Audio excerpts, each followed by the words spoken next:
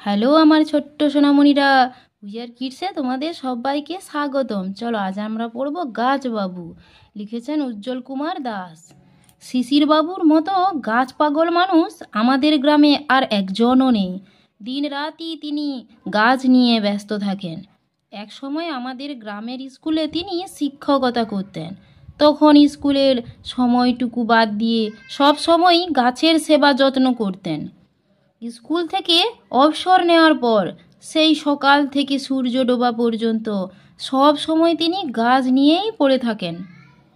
কখনো গাছে জল দিচ্ছেন, কখনো কখনো নতুন গাছ বাগানে পুঁতছেন, কখনো কখনো চারা গাছ কাউকে উপহার দিচ্ছেন, কখনো বা আবার নতুন কোনো গাছের সন্ধানে এ গ্রাম থেকে ও গ্রামে ঘুরে বেড়াচ্ছেন।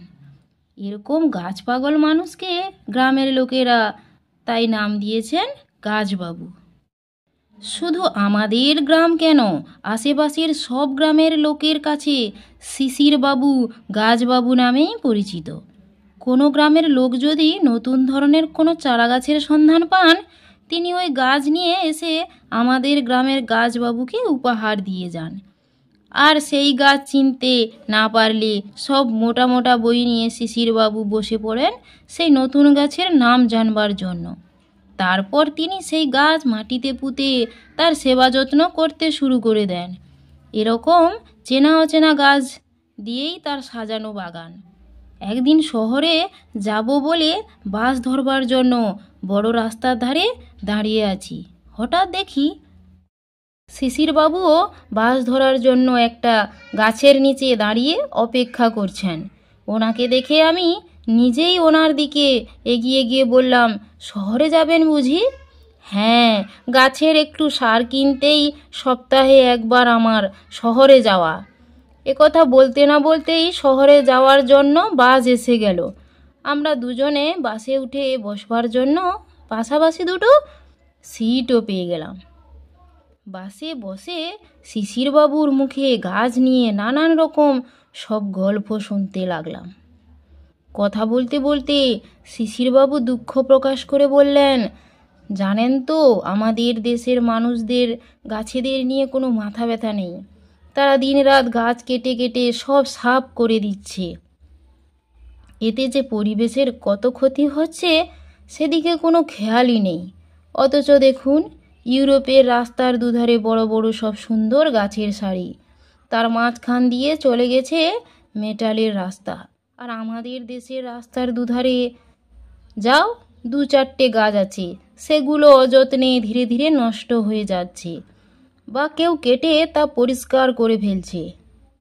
পথের দুধারে গাছ থাকলে ক্লান্ত পথিক গাছের নিচে বসে একটু বিশ্রাম নিতে পারেন। রাস্তার ধারে লাগানোর জন্য একটা সুন্দর গাছও আছে, নামটাও দারুণ, পান্থপাদপ। শিশিরবাবুর কথা শেষ হতেই বললাম, আচ্ছা, জগদীশচন্দ্র বসু তো বলেছিলেন গাছেরও নাকি প্রাণ আছে, আর প্রাণ থাকলে সে তো চলাফেরা করতে পারে, গাছ কি হাঁটতে পারে? আমার কথা শুনে শিশিরবাবু বললেন, পারি। আপনি মায়াতরু কবিতাটি পড়েননি? ঠিক সেই সময় বাসের পাশের সিট থেকে একজন বলে উঠলেন, আরে মশাই, অনেকক্ষণ ধরে মেলা বকবক করছেন, একটু চুপ করবেন? লোকটার কথা শুনে আমার খুব রাগ হলো। বললাম, আপনার কি খুব অসুবিধে হচ্ছে? আর আমরা তো কোনো বাজে বিষয় নিয়ে আলোচনা করছি না, গাছ নিয়ে কথা বলছি। আমার কথা শেষ হতে না হতেই লোকটা বললেন, বাজে কথা নয়, গাছ কি কোনো দিন হাঁটতে পারে? আর আপনার পাশের ভদ্রলোক বলছেন কিনা গাছ হাঁটতে পারে? আমি এবার সত্যি সত্যি রেগে গিয়ে বললাম, আপনার যদি শুনতে না ভালো লাগে কানে তুলো দিয়ে চুপচাপ বসুন। শিশিরবাবু আবার বলতে শুরু করলেন, হ্যাঁ, কি যেন বলছিলাম? আমি বলছিলাম গাছ চলতে পারে কিনা। হ্যাঁ, গাছের চলাফেরা, ফিসফিস করে কথা বলা, এসব চোখ দিয়ে কিন্তু কখনোই দেখা যায় না, সব কিছু হৃদয় দিয়ে অনুভব করতে হয়। এমন সময় বাসের ভেতরে হইচই পড়ে গেল। বাস নাকি দুটো স্টপেজে দাঁড়ায়নি। বাসের কন্ট্রাক্টরের কাছে শুনলাম বাসের ব্রেক নাকি কোনো কাজ করছে না। কথা শুনে বাসের ভেতরের যাত্রীরা খুব ভয় পেয়ে গেল, আমিও ভীষণ ভয় পেয়ে গেলাম। বাস তো তাহলে যে কোনো সময় অ্যাক্সিডেন্ট করতে পারে। শিশিরবাবু আমাদের সকলকে সাহস জুগিয়ে বললেন, দেখবেন কিচ্ছু হবে না। এমন সময় বাসের ভেতরের লোকেরা সবাই গেল গেল বলে চিৎকার করে উঠল। সামনের দিক থেকে একটা লরি আসছিল, তাকে পাশ দিতে গিয়ে বাসটা উল্টে যায় আর কি। কিন্তু না, বাসটা অবশেষে একটা গাছের গায়ে ধাক্কা মেরে অন্য একটা গাছের গায়ে কাত হয়ে পড়েছে। বাসের 2-4 জনের সামান্য একটু আধটু আঘাত লাগলেও গাছ দুটোর আঘাতের কাছে খুব সামান্য। বাস থামার সঙ্গে সঙ্গে শিশুরবাবু ও আমি বাস থেকে নেমে গাছ দুটোর কাছে ছুটে গেলাম। গিয়ে দেখি গাছ দুটোর সারা শরীর ক্ষতবিক্ষত হয়ে গেছে, এমনকি সেগুলোর অনেকগুলোর ডালপালাও ভেঙে গেছে। এসব দেখে শিশিরবাবু ছল ছল চোখে গাছ দুটোর দিকে অনেকক্ষণ তাকিয়ে রইলেন। তারপর গাছ দুটোর কাছে গিয়ে গাছের শরীরে হাত বোলাতে লাগলেন। আমার মনে হলো শিশিরবাবুর সঙ্গে ফিস ফিস করে গাছ দুটো যেন তাদের দুঃখের কথা বলছে।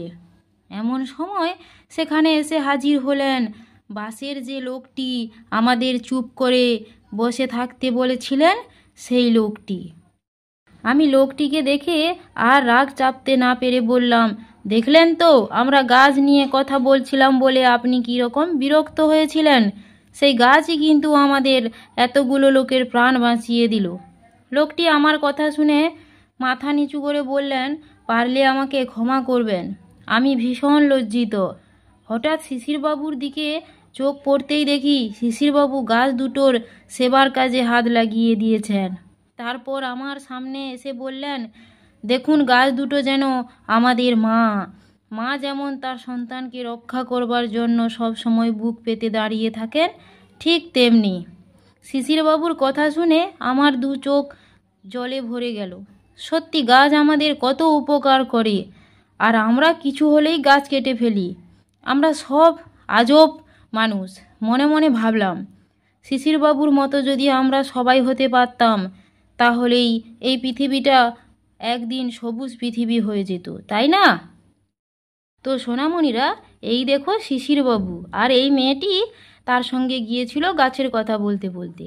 তো তোমরা গাছ লাগাবে, গাছ কেউ কাটবে না। বুঝতে পেরেছো তো সোনামণিরা?